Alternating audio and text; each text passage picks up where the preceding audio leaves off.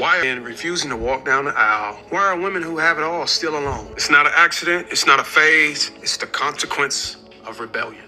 Why are older men refusing to walk down the aisle? Why are women who have it all still alone? It's not an accident. It's not a phase. It's the consequence of rebellion. Today, you're getting a masterclass. By the end of this video, you'll fully understand why men stop marrying American women and why it's too late to fix it for most of them.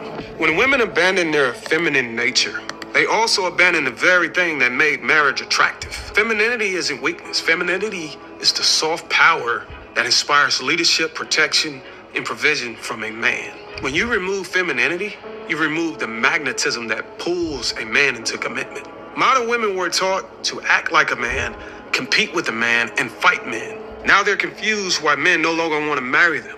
You can't lead a woman who sees you as an opponent. You cannot protect a woman who sees you as competition. When a woman's spirit becomes combative, a man's instinct to cover her dies. Men aren't avoiding marriage because they fear commitment. They're avoiding marriage because they refuse to fight their own wives every day inside their own homes. Submission is no longer seen as an act of love. It's seen as a conditional trade deal. If you make six figures, if you buy me bags, if you give me a soft life, then I'll submit. That's not submission, that's extortion. Submission is not earned. Submission is chosen. If a woman waits until she receives everything she wants before respecting a man, she never respected him. She respected the benefits. Men finally figured it out.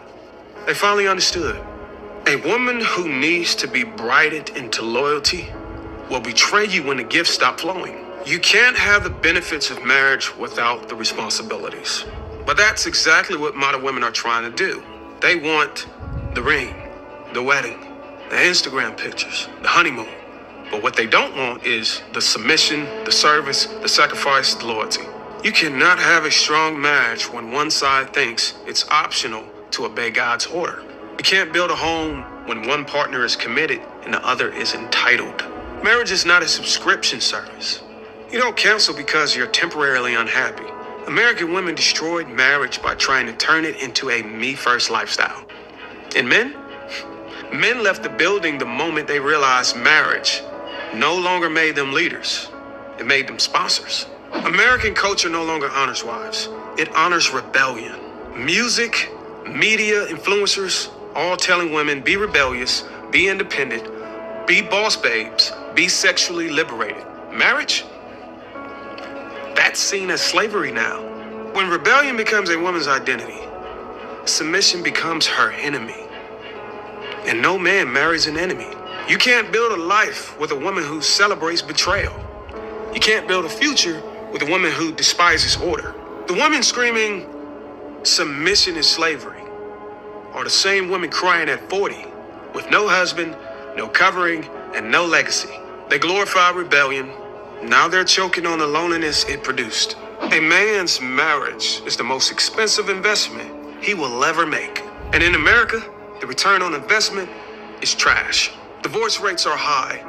Alimony is weaponized. Child support is extorted. False accusations are normalized. Marrying the wrong woman isn't just emotional suicide, it's financial suicide. Why would a man risk half his life's work for a woman who doesn't even believe she needs to be a wife? Marriage to a rebellious woman is like building a mansion on quicksand. No matter how much money you pour into it, it's doomed to collapse. Good men finally understood. It's better to die single with peace than to live married and enslaved. Modern women are proudly independent until it's time to pay bills alone, raise kids alone, and die alone. They brag about not needing a man, being strong, doing everything by themselves. But their funerals are filled with regret, not grandchildren. God didn't design women to live and die alone. Independence was never the goal. Legacy was. When you reject covering, you reject family. When you reject family, you reject your own future. Men see the warning signs now.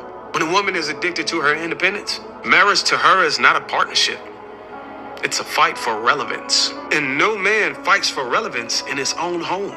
In today's dating market, too many women aren't looking for husbands. They're looking for saviors. They want men to fix their finances, heal their trauma, raise their children, pay their debts, and still be romantic on top of it.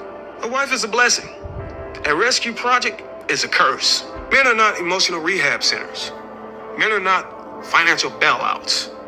Men are not child support upgrades.